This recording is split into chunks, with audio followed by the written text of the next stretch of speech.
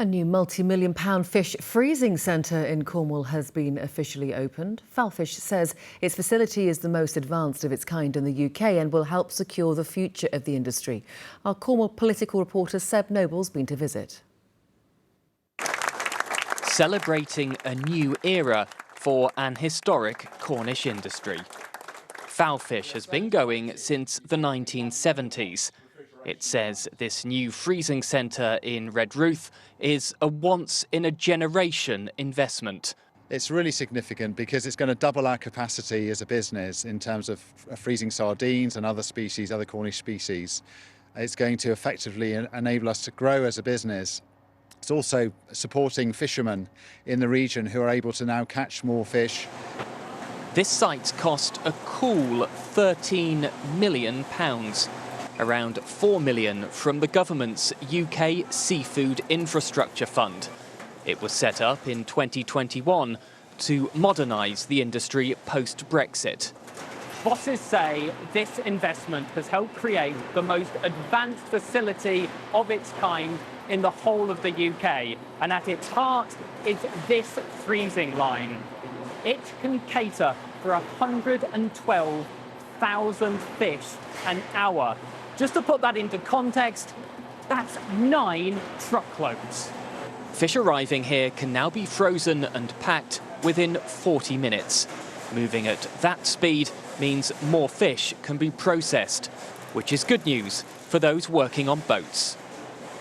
We might go to sea on a typical night like a year or two ago, and we might be told only catch, say, 8 tonne, that's enough, that's all the factory can handle, whereas they might say to us, you can go and you can catch 15 tonne, which is good. The stock is totally sustainable. We're fishing at about a tenth of what the scientists reckon we can catch. Fishing and seafood's still vital to the Cornish economy. The industry employs around 8,000 people and in 2021 generated £170 million. No surprise what was on the menu for the official opening then, where the leader of Cornwall Council did the honours. It's one of the bedrocks, it's one of our traditional industries, but it's an industry that's absolutely moving with the times. And when you see that, the sardine market, rebranded from pilchards, is a big market overseas, this facility is absolutely going to put us where we need to be for those overseas markets. There have been difficulties and disappointment post-Brexit for Cornwall's fishing industry. Bosses are now hoping this freezing facility means a positive future's no longer on ice. Interesting stuff. So what's the new government going to do to help fishermen? Seb Noble is live for us in Newlyn this evening. Seb. Yes, well, would you believe that Labour's manifesto at the general election didn't mention the words fish or fishing even once? That's despite the fact it was such a contentious issue during those Brexit trade talks a few years ago. The deal the UK eventually struck saw it increase its fishing quota, but it didn't prevent French boats from fishing between 6 and 12 miles off the UK coast.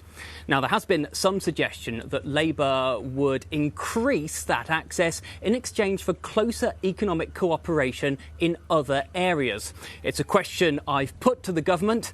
They didn't answer it, but they did send me this statement instead. It says we'll seek to tear down unnecessary trade barriers that block our fishing exports, improve environmental sustainability and long-term economic sustainability for British vessels. Somebody else I've spoken to is the former Environment Secretary and ex-local MP George Eustace. His advice to his successors was very simple.